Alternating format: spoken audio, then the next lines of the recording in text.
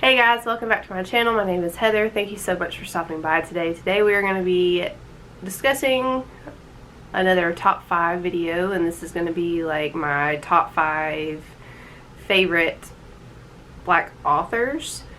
Not necessarily books in general, but I'm going to be sharing with you some of my favorite Black authors that I've had on my bookshelf for a really long time, and I stand by these books. And some of these authors you've already heard me talk about, some of these you have not. So hopefully you enjoyed this video and hopefully you get something out of it. Before we get started with the video, I wanted to thank all of my new subscribers.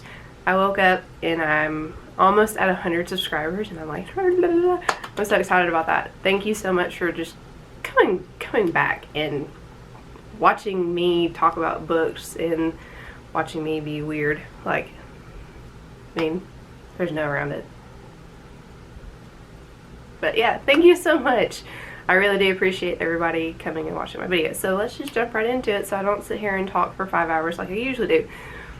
The first author I want to talk about is Zadie Smith, and Zadie Smith has been one of my favorite authors for a really long time. I read her in college, and I have White Teeth right here, but my favorite book by her by far is On Beauty. And I lent it out to someone and I didn't ever get it back, so obviously they liked it. But On Beauty is about a family called the Beasley family. We have Howard, who is a scholar. His main focus is Rembrandt, and he hates Rembrandt, so he doesn't like his work whatsoever. We also have his wife named Kiki. She is from Jamaica. So we have a biracial family here. They have 3 kids.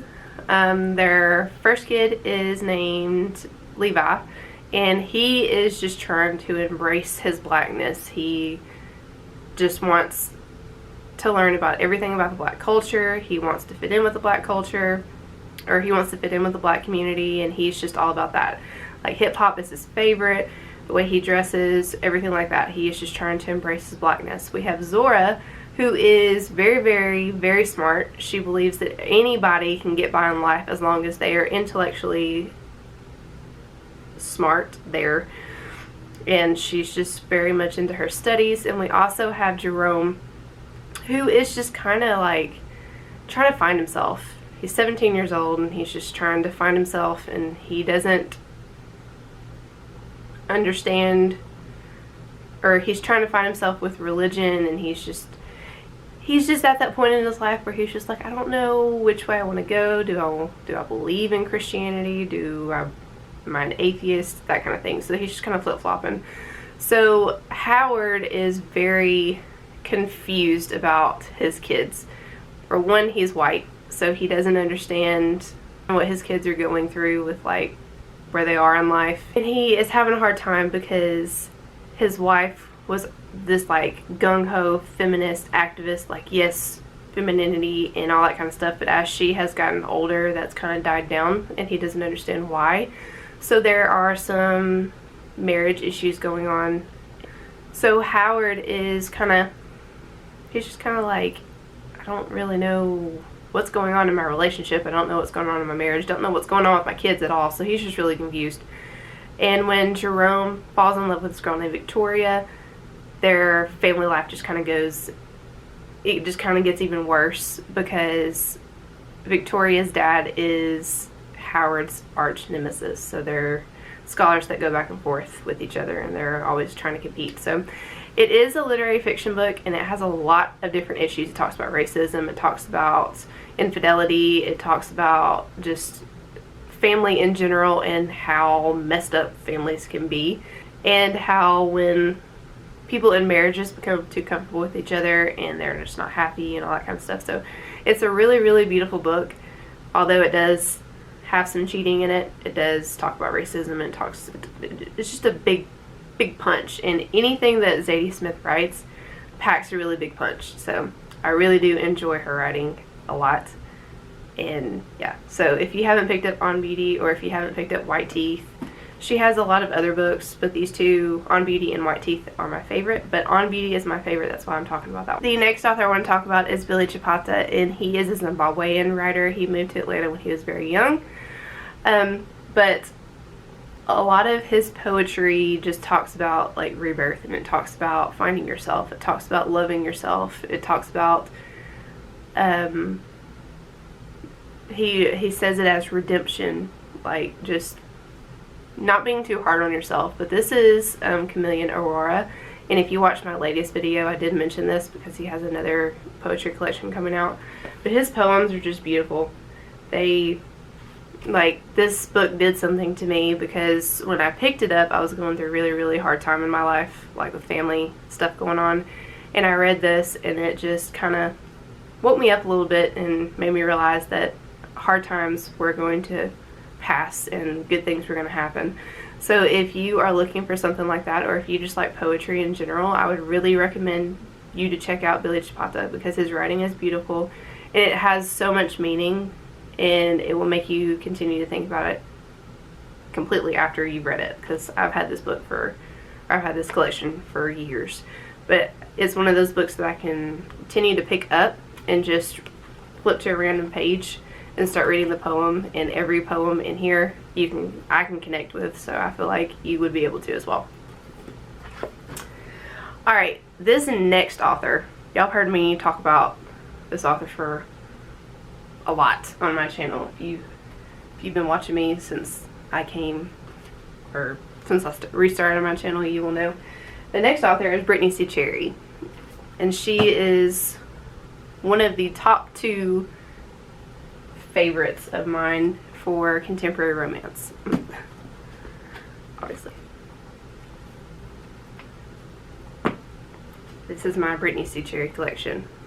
I always recommend Brittany Cherry when people are trying to get into romance, because her writing is beautiful and she writes about very raw topics, and she writes about an array of different topics. She has very lighthearted books, she has very tragic books, she has books that talk about a lot of different things that have very, very, very important underlining meanings within her books.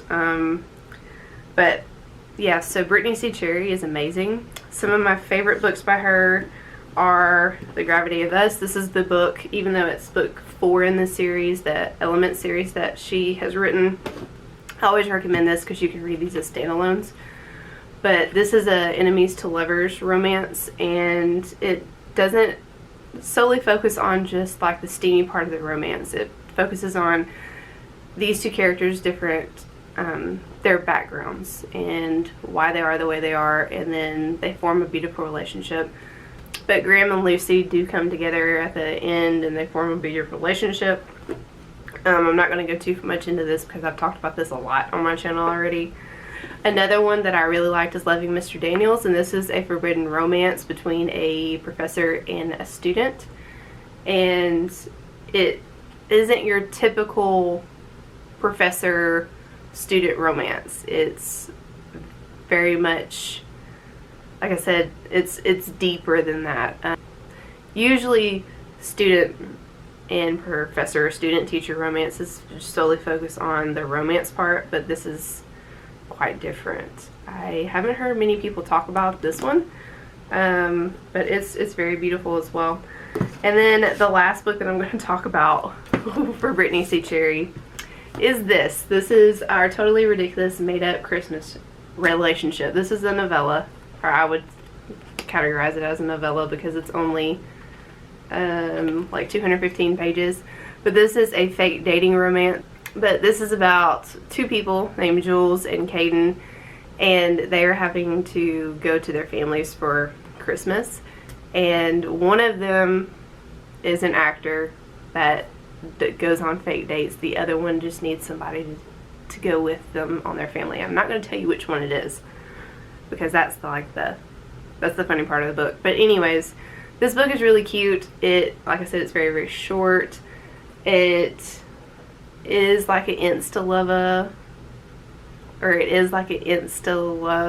relationship, but it's cute. I usually don't like insta-love, but this is one of those that's more believable than a lot of insta-love books that I've ever read. But this is really cute, so if you like that type of romance, I would recommend that. So I talked about Brittany Cherry. This is Enemies to Lovers. This is the fake dating. Insta Love, and then this is a forbidden romance. So she has many different types of books. Her collection, I would say collection because, you know, it's all of her works, but she's a beautiful author. She, like I said in my other videos, Brittany Cherry can do no wrong. If you have not picked up any of her books, you need to. The next author is one of the ones that I recently found a couple years ago, but his name is Jerome Dickey, and my favorite book from him so far is Finding Gideon. This is also another book that is in a series. It's the Gideon series. It's like the 5th or 6th book, I believe, but you can read all of them separately, so you don't have to have much of a backstory, because he does talk about the backstory of all the characters in the book. He just briefly touches on it. But Finding Gideon is about a hitman who is trying to find Gideon. Obviously, this has a lot of action in it. It's very, very action-packed. It has some steamy scenes as well, because Jerome Dickey is known for writing erotica. And if you like action-packed, if you like things that are like you're literally reading a movie that you would watch, you know what I'm saying? Jerome Dickey is your dude, because he is like very detailed, and he tells you exactly what's going on, obviously because he's a writer, but it's just one of those like action-packed books that I could not put down. I could not put this book down. But it has romance in it, it has action in it, it has drug cartel in it, it has what do you call the people that sell weapons, those people? Anyways, it's just it's one of those like action-packed books. I picked this book up on a whim, and I continue to buy Jerome Dickey's books because I just love them so much. I have a few that I need to read soon, but by far Finding Gideon is one of my favorites from him. I think you really need to pick him up if you have not already. And then the last author I want to talk about is another romance author. It's Jasmine Guillory, and I know that a lot of you have probably already heard of her. But The Wedding Date is my favorite from hers. I read The Proposal last year, or the year before when it came out, and I lent it again, and I haven't received that book back either. I need to stop letting people use my books or read my books because they don't ever return them. But anyways, so The Wedding Date is a fake relationship book. Alexa and Drew meet in an elevator, and Alexa is actually going to visit her sister who is in town, and Drew is going to one of his ex's weddings, so he's looking for a date, and Alexa is just there. They get stuck in the elevator and they decide to eat cheese and drink the wine that she has for her sister. But Drew decides that he wants to ask Alexa if she will go to the wedding with him as his date. So they have to form this fake dating relationship and act like they're together and act like they've been together for a really long time. And then, of course, they start to have feelings for each other. And they just have this relationship, and they don't know if the relationship's going to last because they do live on opposite sides of California. Like, one of them lives in Northern California, one of them lives in Southern California. So they are kind of battling with that, and it's just, it's so cute. Like, this book is adorable. I like this one better than I like The Proposal, which a lot of people do. But this book is really, really cute. If you like a fake dating type relationship, I would highly recommend you check this out if you have not already. So those are my top 5 Black authors that I stand by and that I love to read from, and I will continue to pick their books up anytime they write anything. But if you have not checked any of these authors out, I know a few of them are like floating around BookTube and floating around Instagram already, but I highly suggest them if you have not read them already. I hope you enjoyed this video. Please make sure that you hit that subscribe button, you like this video, comment down below, let me know who your favorite Black authors are.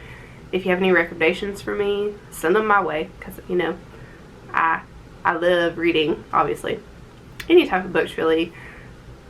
One author that I want to try to get into is M.K. Jemisin, because I've heard nothing but good things about her writing, but fantasy, we just don't get along, y'all. I try to read fantasy, but I just can't get into it. But I'm gonna try. I hope you have a great day. Again, if you have not already, please hit that subscribe button down below. join us. Just me talking about books and me being weird and all that kind of stuff. But I hope you have a good day. Bye, guys.